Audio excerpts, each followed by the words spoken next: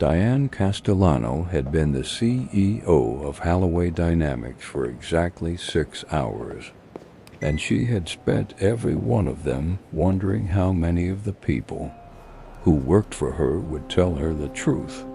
Once they knew who she was, that was the actual reason she walked into the lobby of the company's headquarters at 7:15. That morning, wearing plain slacks and a gray coat, instead of the tailored suit the board expected of her. No visible badge clipped anywhere, no assistant trailing 2 steps behind announcing her arrival.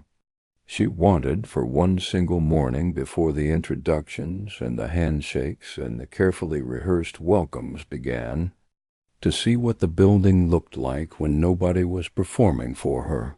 She had not expected to be stopped at the front desk by a man built like a linebacker, arms crossed, standing in front of the turnstile like it was something worth guarding with his own body. "Can I help you?" the man said. It was not really a question. "I'm here for the executive floor," Diane said. "Badge, please." "I don't have one issued yet." "Then I can't let you through." He said it evenly, without heat. The way a man states a fact he has stated 1,000 times before, and expects to state 1,000 times again. "Sign in as a visitor at the desk, and I'll call up for an escort before we find out what happened over the next 90 seconds, and why it would matter far more than either of them understood standing at that turnstile. We need a minute to understand who Marcus Webb was, and why he was never going to move. Marcus Webb was 38 years old, and for 6 years he had worked security at Holloway Dynamics headquarters, after 8 years as a military police sergeant, 2 combat deployments, and a discharge that left him with a knee that ached in cold weather, and a set of instincts about access control that had never once, in 14 years across 2 careers, been optional in his mind. He was a single father to an 11-year-old daughter named Ava, raising her alone since his wife had died of an aneurysm 4 years earlier with no warning at all on an ordinary Tuesday. The kind of loss that teaches a person permanently that the worst things arrive without asking permission first.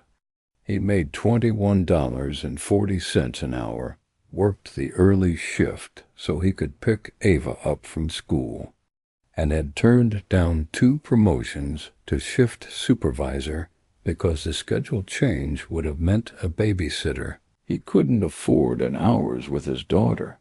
He wasn't willing to trade. He had a rule, one he'd carried over from his years checking IDs at a forward operating base where the difference between doing the job right and doing it fast had once, quite literally, been the difference between people going home and people not going home.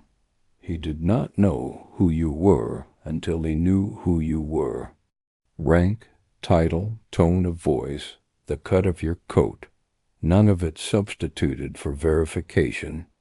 It had cost him, over the years, a handful of irritated executives and 1 formal complaint from a board member's assistant, who'd forgotten his badge twice in 1 month and resented being asked a 3rd time. Marcus had never once let it change how he did the job. "I'm the new CEO," Diane said, watching his face carefully, curious despite herself whether the sentence would move him at all. "I don't know you, ma'am," Marcus said. Not rude, not deferential either. Simply evenly true. "And until I do, you're not getting past this desk. That's not personal. That's the job." Diane felt something unfamiliar move through her. Not offense, though a smaller version of herself from years earlier might have reached for offense first. What she felt, standing at that turnstile in her plain gray coat with no one around to witness whether she handled it with grace or not, was something closer to relief. Before we continue, if you believe that integrity means holding the same line for everyone, regardless of what it costs you to hold it, please like this video, subscribe to Kindness Tailies, and share this with someone who needs to believe in people again today. She had come to Holloway Dynamics after 11 years at 2 other companies, where she had watched over and over competent people wave through incompetent ones because the incompetent ones signed the paychecks. She had been hired specifically in the wake of a scandal that had ousted the previous CEO, an embezzlement scheme that 2 separate junior employees had noticed and said nothing about for 18 months, because the man doing it outranked everyone who might have stopped him and had trained the entire building through small daily examples that rules were for people who didn't matter. The board had brought Diane in to rebuild something that had rotted from exactly that kind of quiet, accumulated deference. She had told them in her final interview that she intended to find out whether the culture problem went deeper than the man they'd fired. Standing at that turnstile, she suspected she already had her answer, and it was not the one she'd feared. "Fair enough," Diane said, and signed in as a visitor. It took 11 minutes for HR to send someone down who could verify her identity properly. Badge photo pending, temporary credentials not yet in the system after a rushed weekend onboarding. Marcus stood at his post the entire time, professional, unmoved, occasionally glancing at the visitor log to confirm the time stop, the way he glanced at everything, thoroughly, without performance, because thoroughness was the whole point. When the confirmation came through and an HR coordinator arrived, red-faced and apologizing to escort the actual CEO of the company upstairs, Marcus said only, "Have a good first day, ma'am," and returned to his post as if nothing unusual had happened at all, because as far as he was concerned, nothing had. Someone without a badge had been asked for one. That was Tuesday. By that afternoon, word of the incident had reached 3 levels of middle management, mostly framed as a cautionary tale about an overzealous guard who'd embarrassed the new CEO on day 1. A director in facilities had already drafted an email suggesting Marcus receive a formal write-up for failure to accommodate executive access. It landed in Diane's inbox before lunch, awaiting only her signature. She did not sign it. Instead, she asked her assistant to pull the building's security incident log for the past 18 months, and spent that evening reading through 6 years of Marcus Webb's shift reports, looking for a pattern rather than an isolated event. She found one 4 months earlier that stopped her cold.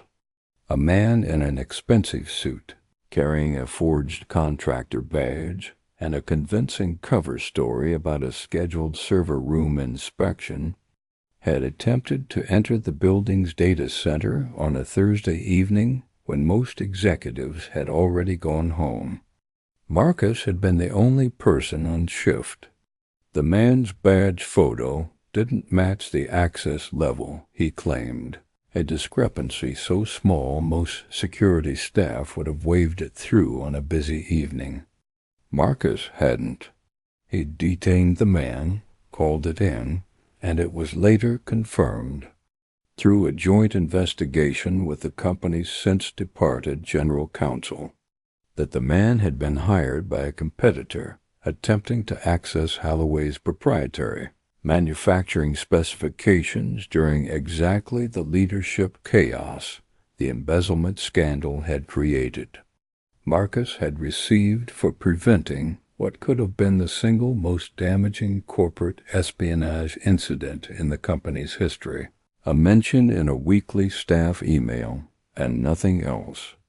No bonus, no promotion.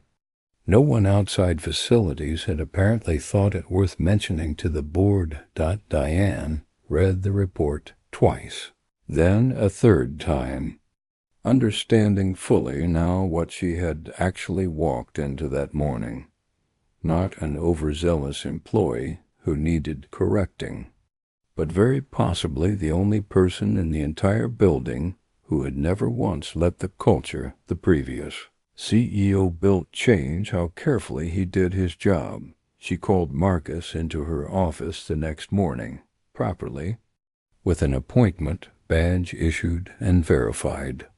He arrived in his uniform, posture straight, unsure what he'd been called in for and prepared from long habit for the possibility that it wasn't good news.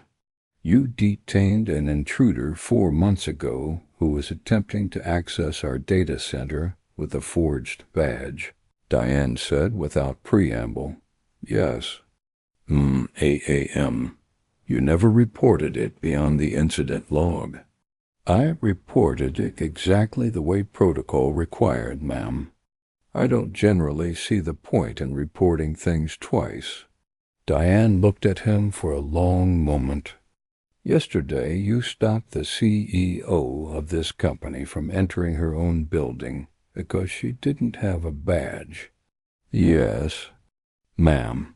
I want you to know that both of those things are the same decision, made by the same person for the same reason, and that reason is exactly what this company needs more of, not less.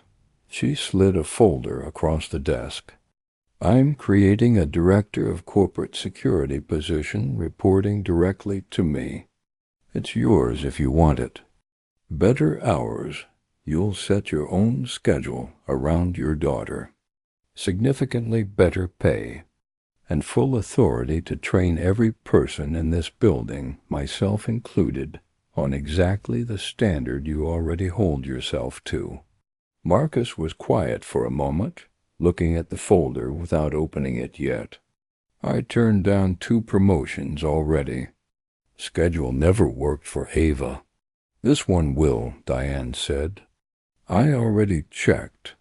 Pickups at 3:15. You'll be out the door by 2:45 every day. Guaranteed, in writing, and if that ever stops being true, you come straight to me. He opened the folder then, read the first page slowly, and looked up at her with an expression that had nothing performed in it at all. You looked into my file, he said. I looked into the whole building, Diane said. You were the only person in it who came out looking exactly the same from every angle. Marcus Webb took the position. 6 months later, every employee at Holloway Dynamics, from the mailroom to the boardroom, completed a badge verification training built entirely around the standard he'd held alone for 6 years, a standard that had once cost him a formal complaint and, briefly, his job security, and now defined how an entire company decided who to trust.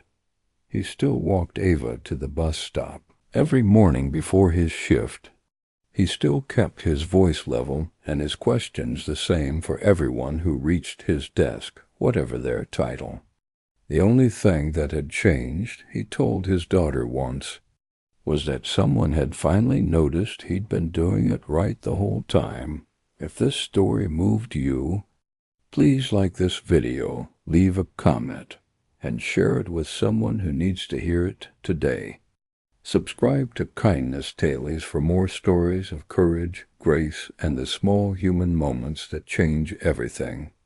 And tell us in the comments, Have you ever held a line at work that cost you something before anyone realized you were right to hold it?